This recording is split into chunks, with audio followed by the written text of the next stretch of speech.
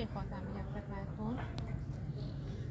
ببینید خواستگاه این هنر دقیقا مشخص نیست که از کجا نشأت گرفته. یک عده این هنر رو در واقع به چین نسبت میدن، میگن این هنر مال سوریه هست، جاهای مختلف میگن از ترکیه شروع شده. اما چیزی که هست، زمانی که این هنر در واقع به ایران رسیده، انقدر دستخوش تغییر و تحول قرار گرفته و ذوق ایرانی در این هنر دمیده که ما نمیتونیم بگیم هنر ایرانی نیست. قطعا این هنر یه هنر ایرانی هستش. تنها سندی هم که از این هنر در واقع موجود هست توی مسجد عتیق شیراز هست که مربوط به 11 قرن پیش هست، که در واقع اون زمان رو منبر در واقع مسجد عتیق کار شده که اون زمان به صورت مربع هم کار شده. به همین دلیل ما میگیم این هنر زمانی که به ایران رسیده دستخوش تغییر و تحولاتی شده که در واقع نمیتونیم بگیم هنر ایرانی نیست. اون زمان مقطعش مربع بوده، فقط تنها از چوب استفاده میشده، چوب‌های رنگی از خود مثل چوب پوپل، گردو، حالا نارنج و چوب‌های دیگه در واقع رنگ‌های مختلف کنار هم دیگه قرار میدن و در واقع طرح‌های مختلف توی چوب با این هنر ایجاد می‌کردن. اما به مرور زمان در واقع این هنر تبدیل میشه به مقطع کار که مربع بوده، تبدیل میشه به مثلث. شما اگه دقت بکنید توی مصالح اولیه ما تمام مقطع کارهامون مثلث هستش. روی سیم‌های برنجمون رو تمامش دقت کنید، رد کنید که همه دوستان ببینن. یا مثلا چوب‌هامون، چوب نارنج، چوب‌ها رو میتونید ببینید، چوب‌هام کلا مقطعش مثلث هست و حتی استخوان‌هامون دو چیز هستن، متقابل اضلاع هست. توی استخوان‌هامون در واقع متساوی ساقین هست چوب‌هامون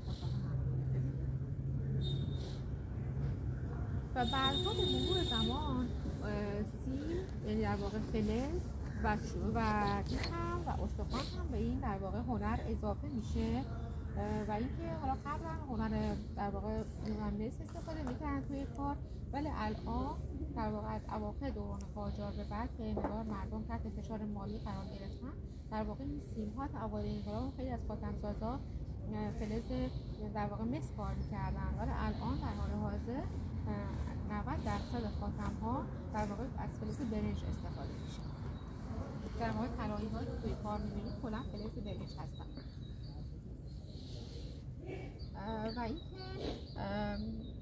از زمان صفویه هم در واقع این هنر وارد، چون پایتخت اصفهان بوده، تمام هنرمندان از سطح کشور در واقع صفویان خودشون جمع میکنن داخل اصفهان.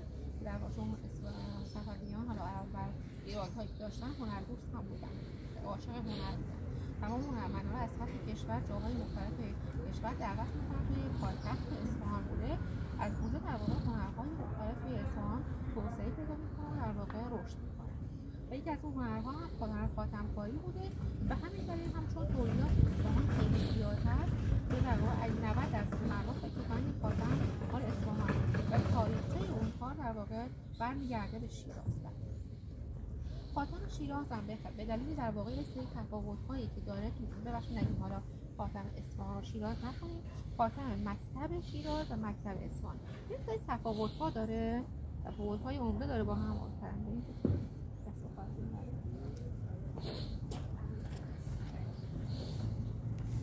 از جمله ضخامت خاتم ها هستش. مثلا تو خاتم شیراز ما یکی الان خدمتتون رو دوستم خانم پور در واقع می‌دونن چه یه قامه خاتم حالا تو توضیح میدن که چجوری هستش. اون قامه خاتم تو مکتب شیراز به تبدیل میشه به 32 تا برش خاتم، یعنی در واقع 32 تا ورق خاتم رو به ما میده. اما تو مکتب اصفهان این ورق خاتم تبدیل میشه به 70 80 تا و هر چیزی روشون برسه. توی خاتم شیراز یه سری لایه‌های مسی هم، الان لایه مسی من الان اینجا موجود ندارم، یه سری لایه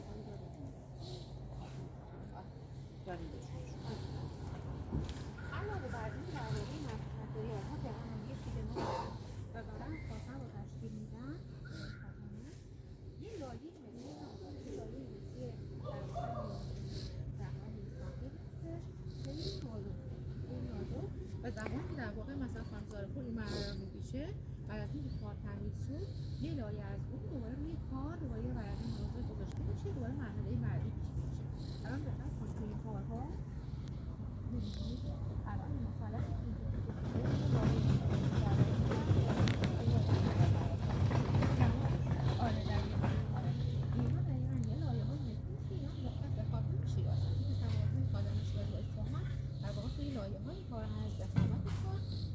واقع سخت چسبوندنمون که ما با شرایط مرکز شیراز کلا با چسب چوب هم با سیلیشون کار می‌شده. یه در واقع چسب حیوانی هست که دائم باید یه حرارت بگیره، بوی خیلی بدی هم داره.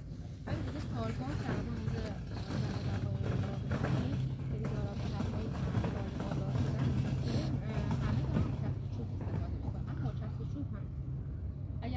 خوشکاری بشه و تکنیک‌های اجراییش خوب در واقع انجام بشه، در واقع جوابگوی همون کیفیت سیلیشون رو داره در واقع.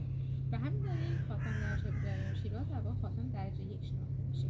همین که در واقع از لحاظ طراحی کارهای پرکاری هستن، طراحی بودن قاطی کشی شده هستن و اینکه هم از لحاظ در واقع متریال‌ها، ضخامتشون و نوع چسبوندن کار متفاوت هستن. موضوع طراحی که روی قیمت همه چیز تاثیرگذار هست. این تا اینجا تاریخچه کار. بریم سراغ مصالح در واقع اولیه که حالا خدمتتون گفتم و اینکه حالا چجوری کنار هم دیگه در واقع مرحله پیچیده میشه. یکی از مراتب اولیه خاتم پره‌کشیه که الان خانم زارپور دارن انجامش میدن. پره‌ای تشکیل شده از 4 تا مثلث کوچیک. این 4 تا مثلث کوچیک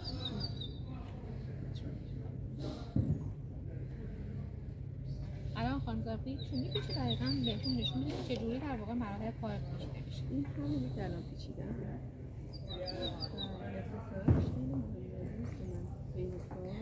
یه مقدار کار رو چون برش چون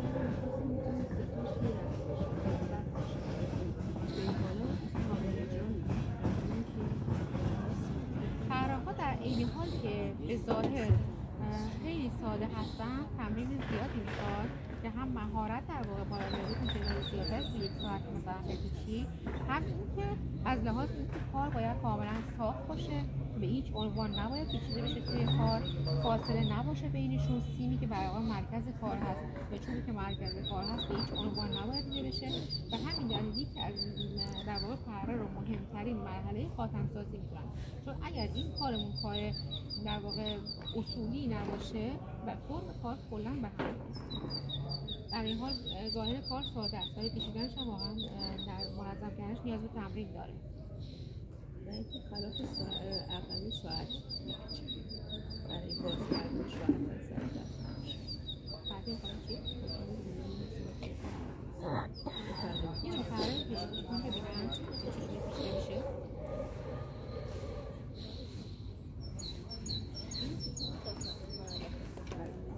تو مرحله خاتم سازی هست که مرحله خاتم سازی الان آبجیبتون خدمت توضیح میدن که دقیقا چه اتفاقاتی میفته. اولین مرحله رو ببینید دقیقا با دقت چه اتفاقی نخو چجوری تو دست میگیرن، چجوری اینو میپیچونن، چجوری چسبکاری میشه. این رو خوش اومدید. آره شما خوب هستید؟ خوش اومدید. بفرمایید.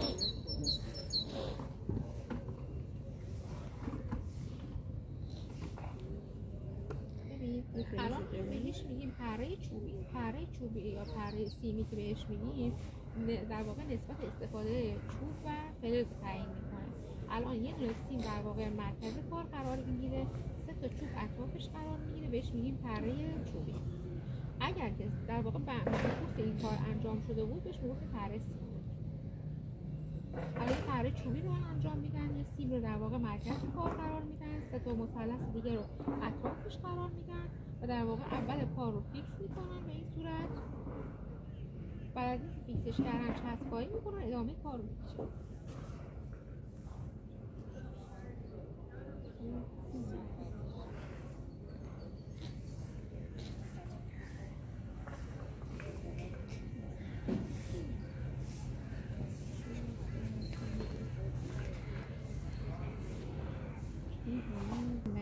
اولین مرحله از کارمون چون در واقع نخش کلا کارمون کار ضخامت بالایی نداره، ظریفه، از نخهای همون خیاطی نخهای ظریف استفاده میکنیم. اما هرچی که مراتب بالاتر میره در واقع از نخهای ضخیم‌تر در واقع اون محکم بتونه کار رو بگیره و بتونه خوش بشه. در واقع چون یه کار نخمون مقاومت نداشته باشه بین کار کاری میشه، فرم کار رو به هم